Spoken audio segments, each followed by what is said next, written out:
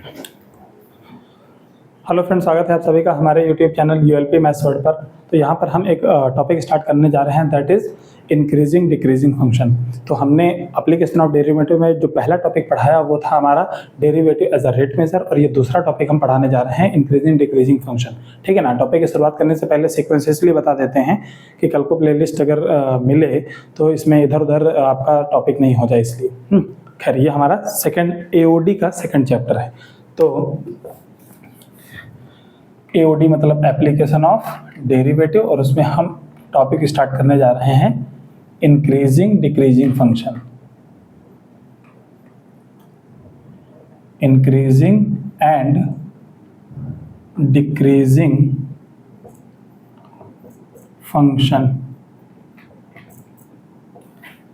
तो बेसिकली हमें निकालना क्या होता है, इंक्रीजिंग डिक्रीजिंग का फंक्शन जो बढ़ रहा है उसको इंक्रीजिंग, और जो घट रहा है उसको डिक्रीजिंग फंक्शन बोलते हैं। जिस पोर्शन में बढ़ रहा है उस पोर्शन को इंक्रीजिंग, और जिस पोर्शन में घट रहा है उस पोर्शन में उसको डिक्रीजिंग बोलते हैं। अब ये है क्या, धीरे धीरे करके एक एक सिचुएशन हम यहाँ पर दिखाते और समझाते हैं।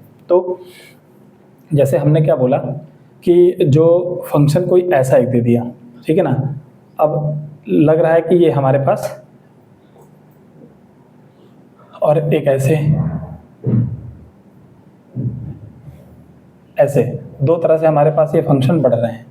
ये दोनों इंक्रीजिंग फंक्शन है क्योंकि यहाँ पर बढ़ रहे हैं, लेकिन पहचानेंगे कैसे। तो पहली बात हमने ये देखा, यहाँ पर कोई एक वैल्यू x1 है, और x1 के करस्पॉन्डिंग हमारे पास फंक्शन की जो वैल्यू मिली वो fx1 मिली कि नहीं मिली। और यहाँ पर मान लो हमने ऐसे कोई दूसरी वैल्यू ले ली x2, और इसके करस्पॉन्डिंग फंक्शन पे वैल्यू क्या मिली, ये वाली वैल्यू मिली, और जिसको हमने नाम दिया fx2। तो हमने ये देखा x1 से x2 तक गए तो हमारे पास x2 बड़ा और x1 हमने छोटा पाया। तो हमने यहाँ देखा कि जो x2 है वो ग्रेटर देन है क्या, x1 से। अच्छा, इसके करस्पॉन्डिंग हमने जब फंक्शन देखा तो fx2 भी fx1 से बड़ा है। एंड क्या हमने क्या देखा, fx2 भी fx1 से बड़ा है। यानी x की वैल्यू अगर बड़ी तो फंक्शन की वैल्यू भी बड़ी, x की वैल्यू अगर छोटी तो फंक्शन की वैल्यू भी छोटी। ऐसा हो रहा है इंक्रीजिंग में। अच्छा, दूसरे वाले पोर्शन में देखूं, अगर मैंने यहाँ पर x1 ले लिया तो हमारे पास फंक्शन ये मिल जाएगा fx1, ठीक है। और अगर x2 हमने यहाँ पर ले लिया तो इसके करस्पॉन्डिंग f ऑफ x2 यहाँ मिल जाएगा। अभी भी हमने यहाँ पर देखा कि x2 जो है x1 से बड़ा है, और उसके करस्पॉन्डिंग मिलने वाली वैल्यू जो f ऑफ x2 है वो भी क्या है, f ऑफ x1 से बड़ी है। यानी इंक्रीजिंग फंक्शन में एक बात समझ में आ गई कि इंक्रीजिंग फंक्शन में अगर वैल्यू बढ़ी तो फंक्शन की वैल्यू भी बढ़नी चाहिए। यानी x पे वैल्यू अगर बढ़े तो फंक्शन की भी वैल्यू, y की भी वैल्यू क्या होनी चाहिए, बढ़नी चाहिए। वैल्यू बढ़ने के साथ फंक्शन की वैल्यू अगर बढ़े तो उसको बोलते हैं इंक्रीजिंग फंक्शन। ओके, उल्टा हो जाए, x की तो वैल्यू बढ़ाएं लेकिन y की वैल्यू घटने लगे तब उसको बोलते हैं डिक्रीजिंग फंक्शन। में उल्टा रिलेशन होना चाहिए। लेकिन यही बात अगर मैं समझाना चाहूँ तो मैं एक फिगर बना के फिर से समझाने की कोशिश करता हूँ। जैसे कि हमने एक ऐसे फंक्शन लिया, ठीक है ना, एक दूसरा हमने फंक्शन लिया ऐसे, ठीक है ना, ये लाइन रफ करता है। अब दोनों केस में अगर हमने क्या करा, एक x1 वैल्यू ली तो हमारे पास इसके करस्पॉन्डिंग क्या मिला, fx1। और अगर ये हमने यहाँ पर x2 वैल्यू ले ली तो इसके करस्पॉन्डिंग फंक्शन पे जो वैल्यू मिली वो यहाँ मिली, इसको नाम दिया fx2। तो यहाँ पर हमने देखा कि x2 x1 से बड़ा है, लेकिन x2 के करस्पॉन्डिंग जो वैल्यू है fx2 वो क्या हो जा रही है, इस बार छोटी हो जा रही है fx1 से। तो x की वैल्यू बढ़ने पे y की वैल्यू छोटी हो जाए, यानी x बढ़ने पे y बढ़ता रहे तो इंक्रीजिंग, x बढ़े बट y कम हो जाए तो डिक्रीजिंग। क्या इसमें ऐसा हो रहा है? जी हाँ, बिल्कुल भी ऐसा हो रहा है। तो ये x1 पे fx1 और x2 से fx2, x पे वैल्यू तो बढ़ी लेकिन y पे वैल्यू नीचे आ गई, तो हमारे पास ये डिक्रीजिंग फंक्शन हो गया। इसका मतलब हम एक पहचान तो जान ही गए इंक्रीजिंग डिक्रीजिंग फंक्शन की, कि if x1 greater than x2 then fx1 is also greater than fx2, and तब जाके हम कह पाएंगे कि fx इज इंक्रीजिंग फंक्शन। यानी कि वैल्यू बढ़े तो फंक्शन की वैल्यू भी बढ़े। Increasing function. एंड दूसरी बात, अगर x1 ग्रेटर देन x2 हो बट f ऑफ x1 जो है वो छोटा हो जाए, इनइक्वालिटी पलट जाए, तब ये फंक्शन क्या हो जाएगा, डिक्रीजिंग हो जाएगा। तो देन हम कह सकते हैं कि fx इज डिक्रीजिंग। अच्छा, ये तो मैं समझा रहा हूँ, अभी आगे चल के जो यूज होगा उससे मुझे कनेक्ट करना है, इसलिए मैंने अब जैसे मैंने तो ये बता दिया, चित्र में दिखा के देखो कि इंक्रीजिंग डिक्रीजिंग फंक्शन ये होते हैं, क्या होते हैं, बढ़ने के साथ बढ़ता है तो इंक्रीजिंग, बढ़ने के साथ घटता है तो डिक्रीजिंग। इसका डिफरेंशिएशन से क्या ताल्लुक है वो मुझे बताना है, इसीलिए मैं इतनी कहानी सुना रहा हूँ। तो धीरे धीरे अपन बढ़ेंगे। First lecture as a introduction लेके चलो, कहानी सुनो इस टॉपिक में है क्या। अब मैं और आगे बढ़ता हूँ।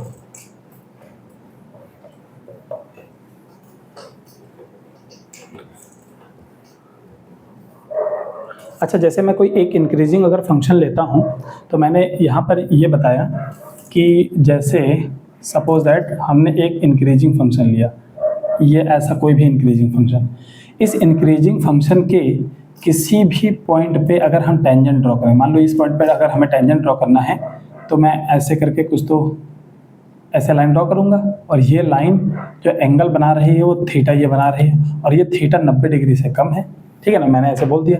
अच्छा, जरूरी नहीं यही टेंजेंट, किसी दूसरे पॉइंट पे अगर बढ़ता हुआ फंक्शन है तो इस पे अगर मैं टेंजेंट खींचूँ तो यहाँ बनेगी टेंजेंट, और पॉजिटिव एक्स एक्सिस ऐसे उल्टा नापते हैं एंटी क्लॉकवाइज, ये एंगल नापे तो फिर भी कितना आया, थीटा, फिर 90 से कम आया।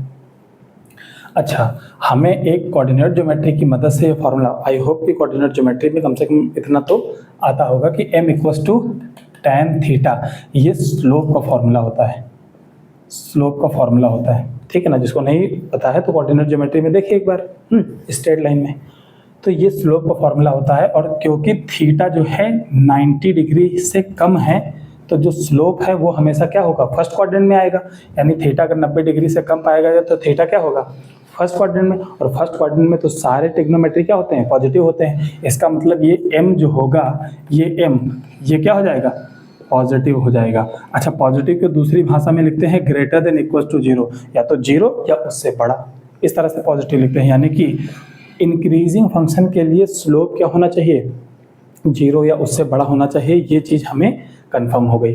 तो मैं ऐसा इस स्टेटमेंट भी लिख सकता हूँ कि for increasing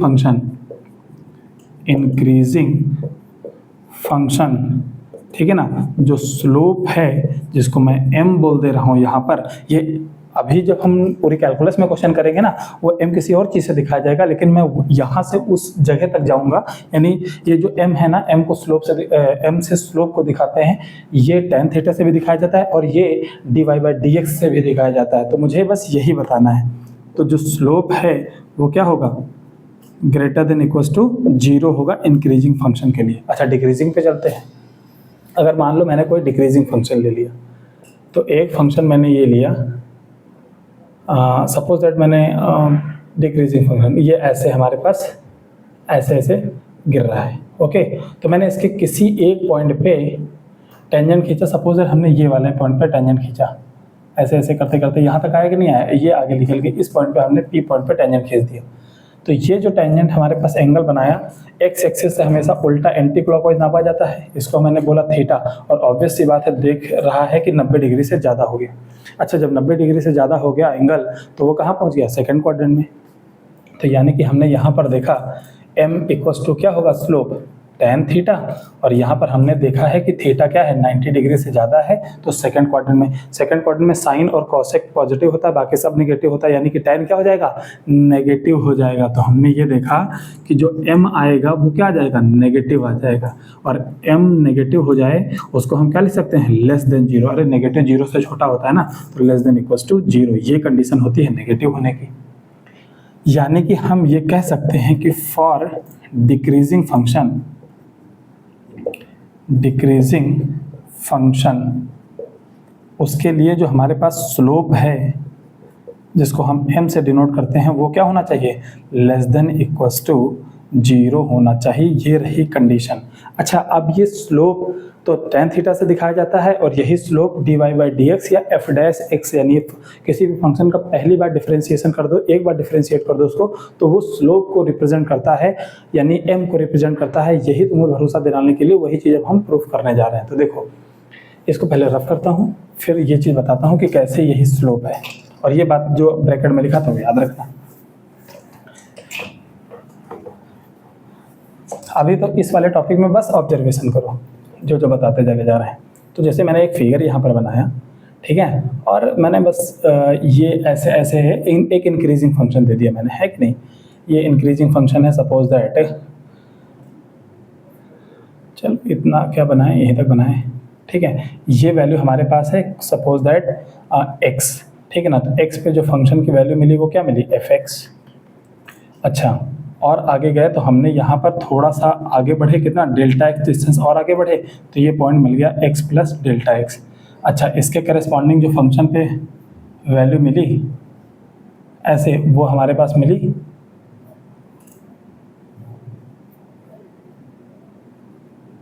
f of x plus delta x, ये वैल्यू मिल गई। तो x पे जो वैल्यू मिली उसको हमने पॉइंट P बोल दिया, और x प्लस डेल्टा x पे जो वैल्यू मिली उसको हमने Q बोल दिया, और कर्व थोड़ा ऐसे बीच में गया हुआ है, ऐसे सपोज दैट। अब अगर मैं इस PQ को ज्वाइन करूं तो PQ एक हमारे पास सीकेंड मिलेगी कि नहीं मिलेगी। ये लाइन को अगर आगे बढ़ा दो आगे, तो ये PQ एक सीकेंड लाइन है कि नहीं है। सेकेंड मतलब प्रतिच्छेदी रेखा जो दो कर्व को दो पॉइंट पे कट करके निकलती है। ओके, नाउ हमने याद करो डिफरेंशिएशन में, अच्छा जिसको डिफरेंशिएशन अभी जिसने नहीं करा है, डायरेक्ट करा है, तो एक बार डिफरेंशिएशन का पहला लेक्चर देख लो, सारा मामला क्लियर हो जाएगा।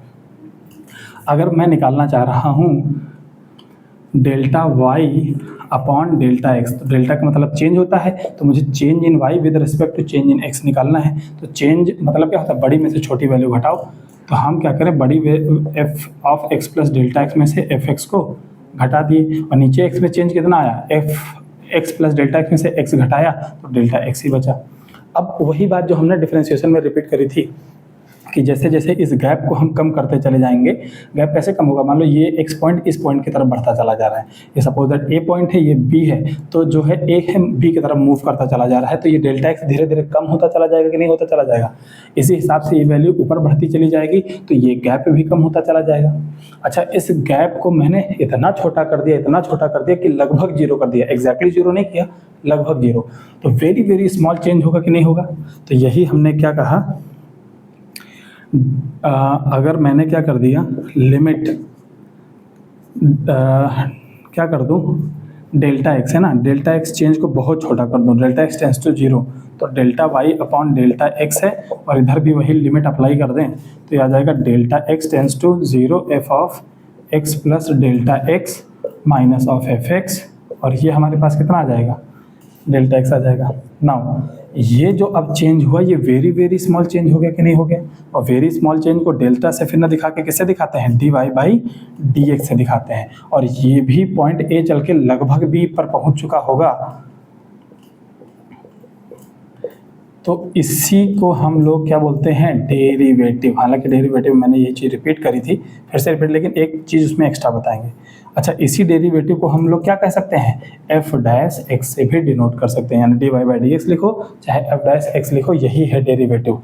अब एक चीज़ ऑब्जर्व करो, मान लो अगर ये गैप कम हुआ होगा तो ये वाला पॉइंट उठ के लगभग यहाँ चला आ गया होगा, तो जैसे जैसे ए पॉइंट अगर बी तक आया तो ये पी पॉइंट कहाँ तक पहुँचेगा, क्यू तक पहुँचने की कोशिश करेगा, और पी पॉइंट जब लगभग क्यू पर पहुँच चुका होगा तो ये सीकेंट लाइन जो है वो क्या बन चुकी होगी, टेंजेंट बन चुकी होगी। तो मैं ये कह दूँ as A tends to B, then P किधर मूव करेगा, Q की तरफ, एंड सीकेंड जो लाइन है बिकम्स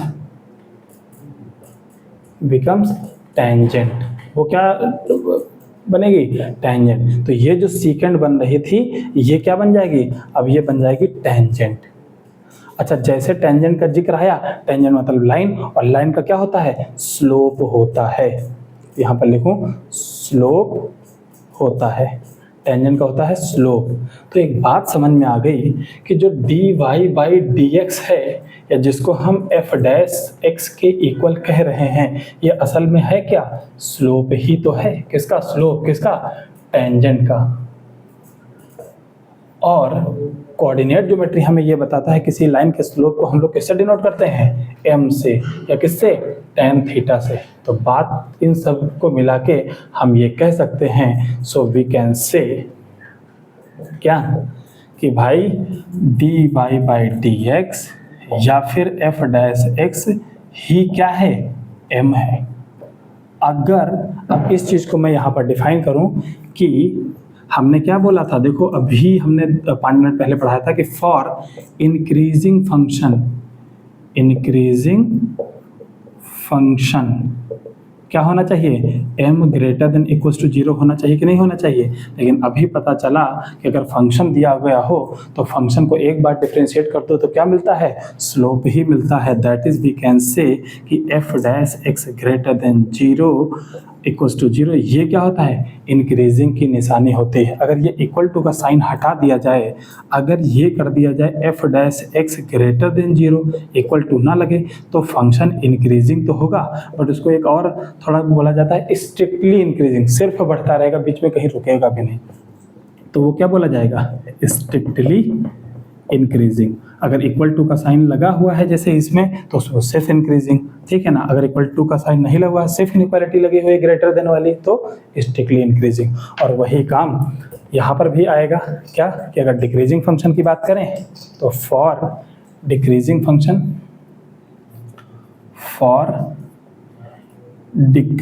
फंक्शन हमने क्या लिखाया था कि m जो है लेस देन इक्वल टू 0 होगा, और अभी बताया m को ही क्या लिख सकते हैं? f dash x which is less than equal to 0।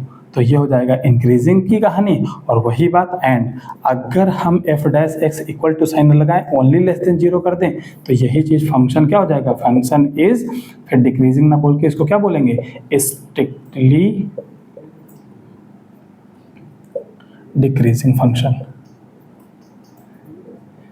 Decreasing function.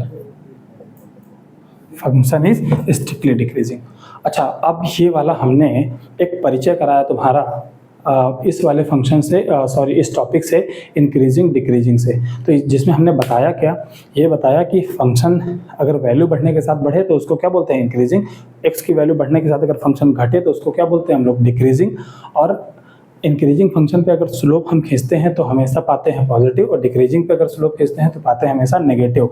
और यही बताया कि जो स्लोप m होता है वो कुछ और नहीं, f डैश x को ही m बोलते हैं। और ये चीज़ मैंने अभी प्रूफ करी इस फिगर के माध्यम से कि अगर किसी भी फंक्शन को एक बार डिफरेंशिएट कर दो तो वही क्या बन जाता है? स्लोप बन जाता है। तो जिसको अगर पूरा वीडियो देखना हो तो क्या करे? हमारे वीडियो सेक्शन में जाए और AOD में देखे कि आखिर कैसे प्रूफ किया ये चीज़। हमने बस कनेक्शन बिठाया। अब आगे वाले वीडियोज़ में हम इस पर क्या करेंगे? चर्चा करेंगे डिटेल में, क्वेश्चन समेत। तो आज के वीडियो में इतना ही रखते हैं, बाकी बातचीत करेंगे नेक्स्ट टाइम पे।